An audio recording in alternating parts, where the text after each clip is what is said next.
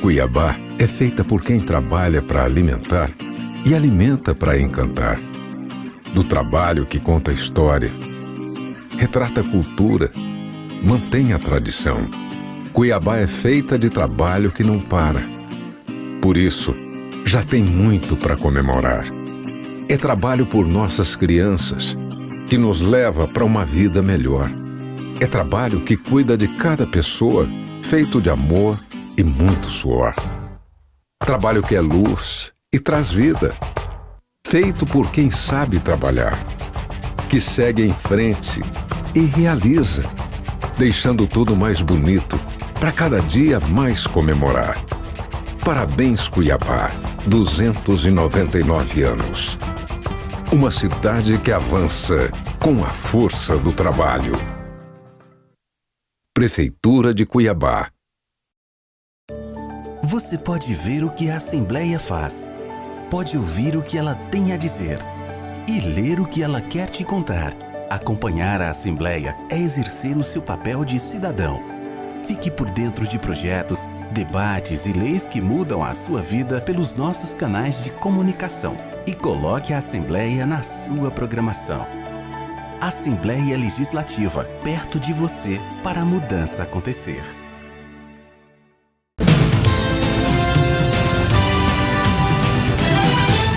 Olá! Dá uma olhadinha nessa imagem antes da gente falar qualquer coisa. Olha só.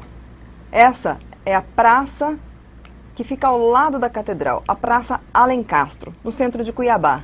E todas essas cruzes, sabe o que significam? São 54 crucifixos representando as vítimas de acidente de trabalho em Mato Grosso. Foi uma manifestação realizada no final de abril e sobre esse assunto nós vamos conversar hoje aqui no RDTV com o chefe de fiscalização do Ministério do Trabalho, Daniel Magalhães. Daniel, obrigada pela sua presença, por ter aceito aí o nosso convite. Vocês têm feito aí várias ações para mostrar essa situação aqui no estado, né?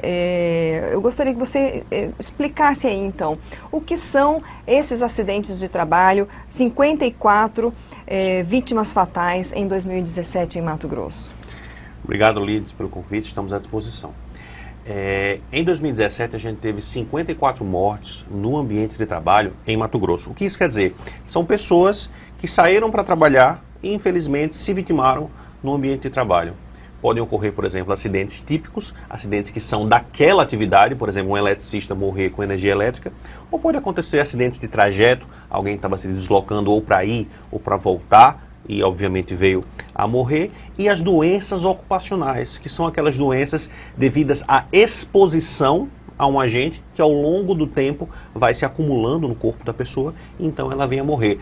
Por exemplo, a discussão muito importante que a gente teve, o amianto. Ele vai se depositando no pulmão do trabalhador, depois de 20 anos ele morre. Esse é um exemplo de doença ocupacional, não é um caso do nosso estado, mas para ilustrar serve muito bem. Como é que está Mato Grosso em relação ao Brasil nessa situação relacionada aí a acidente de trabalho? Infelizmente, na taxa de mortalidade, que é aquela relação que a gente estabelece entre a quantidade de trabalhadores e quantos morrem, Mato Grosso ele está nas primeiras posições. Em que pese Mato Grosso não ter um grande número de trabalhadores, por exemplo, comparado com o estado de São Paulo, esse percentual do nosso estado torna mais relevante e, claro, um estado mais letal no que tange ao trabalho. É uma situação bastante alarmante, né? Que setores são, assim, digamos, os campeões dessa estatística triste?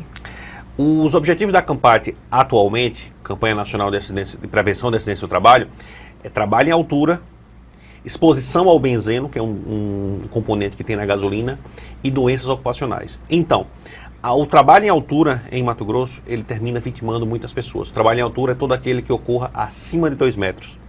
Construção civil é um segmento em que tem bastante trabalho em altura, e no agronegócio, dentro dos silos, também há um trabalho em altura, que quando não respeitado, termina muitas vezes com o soterramento dos trabalhadores nos grãos. Trabalho em altura, construção civil e o agronegócio, acidentes de trânsito nas nossas estradas e a parte de energia elétrica. Toda questão que envolve bastante tensão de energia elétrica, há uma possibilidade de risco muito grande. Por que esses acidentes ainda continuam vitimando pessoas, né? Trazendo aí vítimas fatais? O que falta para que isso se reduza aqui no Estado, por exemplo? Em primeiro lugar, falta prevenção, que não é só o equipamento de proteção individual. A prevenção ela passa por medidas de ordem administrativa, organização do trabalho, equipamentos de proteção coletiva, equipamentos de proteção individual, treinamento do trabalhador, do seu supervisor, fiscalização, conscientização do empresariado de que essa é uma medida que evita custos lá na frente. Então, se você investe em segurança do trabalho, possivelmente você evita outras despesas que virão no futuro. Então, não é só fruto de uma causa, é fruto de um conjunto de causas que leva o Estado a ter esse número tão alarmante. Quando acontece um acidente de trabalho, a empresa ela é obrigada a fazer a comunicação do acidente, né? Mas você acredita que haja aí uma subnotificação? Tem gente que não está fazendo isso para esconder, digamos, essa situação? É bem possível que exista uma subnotificação, porque, em regra, vai ser comunicada a CAT, a Comunicação de Acidente de Trabalho, dos trabalhadores registrados, dos trabalhadores que estejam oficialmente dentro daquele estabelecimento. Como a gente tem um grau de informalidade também relevante, é bem possível que as pessoas que já não tenham a proteção do registro, elas também não tenham, eventualmente, a proteção da CAT. Lembrando que a CAT ela pode ser comunicada por quase qualquer pessoa. Então, a empresa pode comunicar, o sindicato pode comunicar, o médico pode comunicar, enfim, não depende, a própria família pode comunicar, não depende apenas do empregador essa comunicação. E a CAT ela tem reflexos previdenciários para proteger aquele indivíduo que tenha sido vítima de acidente de trabalho. Nessas situações, por exemplo, que você citou, né, de altura, né, de atividades que são atividades de risco, acho que a primeira coisa, o mais importante aí de início é que também os direitos trabalhistas, né, a carteira esteja assinada. Acontecem situações assim também que estão numa informalidade e aí vem um acidente e aí depois que é feita essa fiscalização, estava tudo irregular ou não tinha carteira assinada. Existe isso? É comum acontecer, porque quem não garante o direito mínimo, que é o direito a um registro, e do registro a gente pode falar em desdobramento de férias, salário, FGTS, proteção previdenciária e, claro, proteção contra acidente de trabalho. Quem não garante esse direito do trabalhador, possivelmente não vai conseguir garantir os reflexos, não vai garantir esses reflexos. E aí é onde a gente chega em situações em que o trabalhador estava informal, se acidentou e aí, claro, ele teria que ter uma proteção que naquele momento não vai ter. É caso, na maior parte das vezes, de se buscar a justiça do trabalho. Como é que é feita a fiscalização aqui no Estado? Porque vocês reúnem, inclusive, várias entidades nessas fiscalizações, né? A superintendência regional, sindicato, como é que é o trabalho da fiscalização? O trabalho da fiscalização tem um trabalho principalmente orientativo e um trabalho repressivo. O orientativo é como a gente fez agora em Primavera do Leste. Levamos para dentro do IFMT dezenas de postos de gasolina e expusemos quais eram os riscos do benzeno, pedimos documentações para serem providenciadas e notificamos eles, daquele segmento econômico naquela região, foram quase 100 postos, a tomar as medidas necessárias para a proteção com relação ao benzeno, conforme consta em norma regulamentadora. Essa é uma medida mais orientativa. Tem a medida mais repressiva, que é o quê? Mensalmente, no estado aí, devem ter mais ou menos, talvez uns 30 e poucos fiscais. Nas cidades de Cuiabá, Rondonópolis e no interior, eles vão a campo verificar, frente àquela ordem de serviço, qual é a irregularidade que tem ali e se é cabível autuação ou se é um risco grave e iminente no qual é cabível embargo ou interdição. Então, há a parte educativa, há a parte repressiva e há a parte de articulação, que é o que a gente faz aqui quando a gente leva para a população o conhecimento das nossas atividades. De uma maneira ou outra, a população, seja ela trabalhador, seja ela empresário, toma conhecimento da atuação do Ministério do Trabalho. Importante também notar que os sindicatos eles têm um papel muito importante. O sindicato ele não fiscaliza do ponto de vista do que a gente faz, mas o sindicato ou o membro da CIPA ou a própria comunidade pode ser um canal para trazer ao conhecimento do Ministério do Trabalho a irregularidade que tem lá na ponta. Nosso estado é muito grande, como eu falei, há uma concentração de fiscais em Cuiabá e Rondonópolis e o interior muitas vezes ele fica vulnerável. Então essas informações que chegam da ponta, elas são essenciais para se planejar e para conseguir a penetração que a gente precisa no estado de Mato Grosso. Nós vimos aí então no início essa cena, que ela está inclusive aqui, né, que vocês fizeram a ação. Que tipos de ações mais vocês já fizeram e vem fazendo nesses últimos dias de abril para cá? É uma data especial que vocês celebraram ou lembraram? O mês de abril é o mês de combate ao acidente de trabalho. A gente usa esse mês. Algumas pessoas chamam de Abril Verde, o MPT chama de Abril Verde, o Ministério Público do Trabalho. A gente chama de Campate, quer dizer a mesma coisa. É um mês de conscientização a esse tipo de irregularidade. A esse tipo de irregularidade que não é, muitas vezes, boba. Ela vitima, ela mutila e ela tira do trabalhador aquilo que ele tem de mais importante.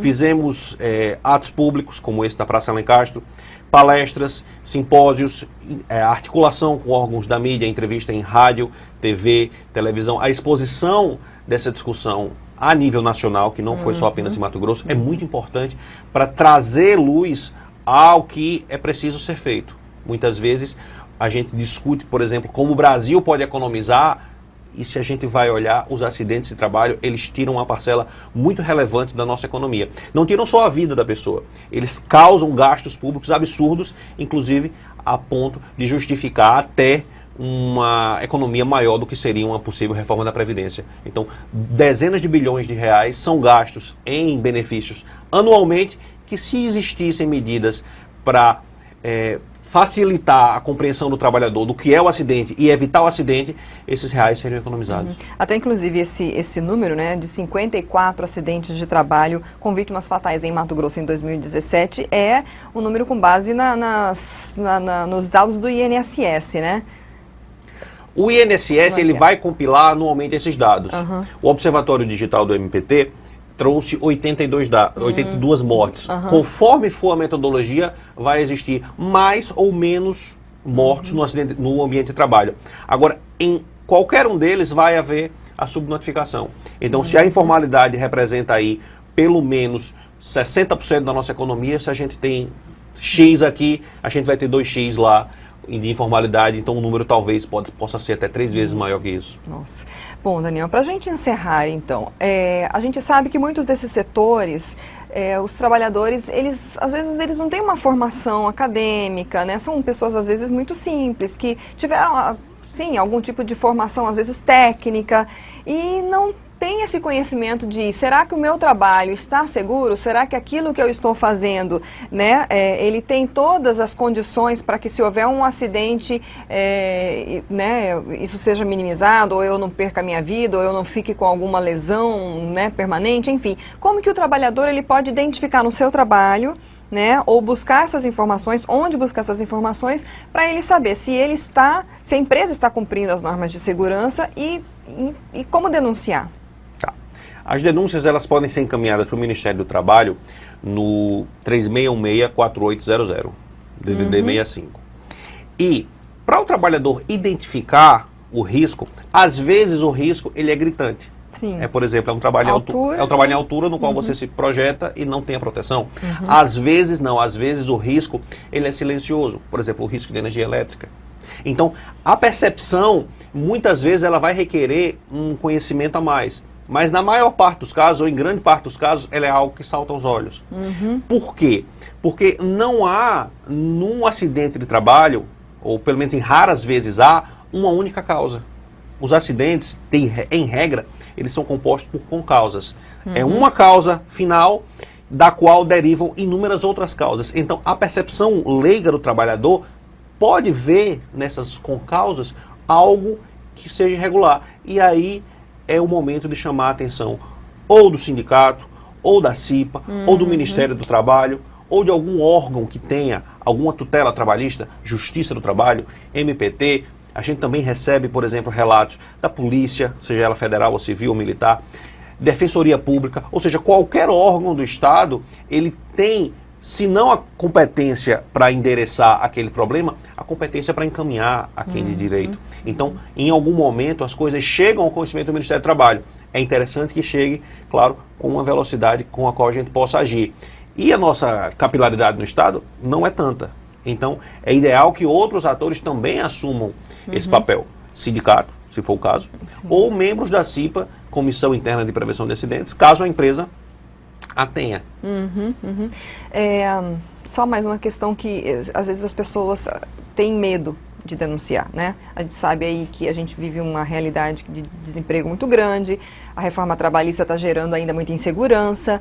Essa denúncia, ela pode ser feita de forma anônima? Pode, a denúncia pode ser feita de forma anônima. As melhores denúncias, Lídice, são aquelas que são extremamente detalhadas. Por quê? Porque elas vão dar a noção a quem vai ler, eu enquanto chefe, um colega enquanto coordenador, qual é a realidade que tem lá. E aí, dentre aquela escolha de Sofia, a gente tenta priorizar alguma coisa. Então, as denúncias que são melhores estruturadas, elas podem até ser anônimas. Por quê? Porque elas vão trazer dados. Agora, em muitos casos, o colega que for atender, ele vai pedir o número e o telefone. O trabalhador pode dar ou não dar. Mas, quanto melhor for a denúncia, menos chance tem ele de ser novamente procurado para esclarecer algum ponto. Porque você há de concordar comigo que a gente está aqui para mandar uma equipe para Colíder, a gente precisa de ter dados, né, a ponto de justificar uma ida dessa. Então, às vezes, a gente recebe denúncias que talvez até tivessem um desdobramento interessante. Por exemplo, falta EPI, mas aí poderia dizer, não, falta EPI na atividade tal, ou então, falta uma proteção tal. Então, quando a gente... tirar uma foto ali, foto, vídeo, a gente pode receber isso, inclusive já recebeu. Quando tem dados, a gente consegue decidir melhor. Mas a denúncia, claro, ela sempre pode ser anônima. E aí, a identidade do trabalhador, ela não há de ser revelada. Nem pela autoridade, que vai fazer a fiscalização, nem por quem colhe a denúncia. A identidade do trabalhador é sempre preservada. Ok, muito obrigada pelas suas informações, novamente, por ter aceito aí o nosso convite. Estamos à disposição. Bom, nós conversamos hoje com o Daniel Magalhães, ele é chefe de fiscalização do Ministério do Trabalho, falando sobre a campanha nacional que ocorreu em todo o Brasil e em Mato Grosso também, para alertar sobre as vítimas fatais, a morte de acidente de trânsitos aqui no estado e em todo o país. Mato Grosso, infelizmente, está entre os primeiros aí, como ele afirmou, e nós precisamos trazer isso para que você que seja empresário, para que você observe as regras, para que você também faça todo o trabalho de prevenção para evitar isso na sua empresa, e para você que é trabalhador também, saber o que está acontecendo, saber conhecer bem a sua atividade para ver se ela traz algum tipo de risco de acidente, se essas prevenções estão sendo feitas na sua empresa. Então eu vou repetir aqui o telefone para as denúncias, é o 3616-4800, 3616-4800. Como ele explicou aqui, você pode reunir dados, quanto mais informações, mais detalhes, melhor para fazer a denúncia. A sua identidade é preservada, você pode fazer uma denúncia de forma anônima, mas quanto mais detalhamento, melhor para que seja efetiva essa fiscalização. E eu quero terminar de novo com a imagem que a gente começou essa entrevista aqui. A imagem de uma ação que eles fizeram no centro de Cuiabá, no coração de Cuiabá. Você está vendo a catedral ao fundo? Essa praça é a Praça Alencastro, para quem é de fora, e foram instaladas ali, colocadas ali no final de abril, 54 cruzes, 54 crucifixos representando as vítimas fatais de acidente de trabalho em 2017 em Mato Grosso. Vamos fazer a nossa parte, cada um pouquinho, né, divulgando, buscando se informar, informando também, alertando, para que isso, de repente, a gente consiga dar um dado muito menor no ano que vem, que isso se reduza, se a gente conseguisse, né, chegar a dar essa notícia de não houve acidentes, seria muito bom. Vamos compartilhar essa entrevista? Ela está no site RD News, também no Facebook, no YouTube. Até a próxima.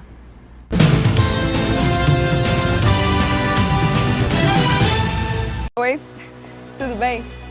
Eu estou aqui para falar sobre um dado que chama atenção. Você sabia que, segundo pesquisas, mais da metade da população mato-grossense não tem a menor ideia do que a Assembleia Legislativa faz? Pois é. Pensando nisso, a gente resolveu criar uma campanha que resume quais são as principais funções da Assembleia Legislativa. Entre elas, fazer leis, representar a população e fiscalizar o governo. Mas tudo isso exige muito trabalho e estrutura. E o que a gente quer é garantir que você possa acompanhar de perto todas as atividades que rolam por aqui e que possa também checar se os seus representantes estão de fato dando voz aos problemas que você vive.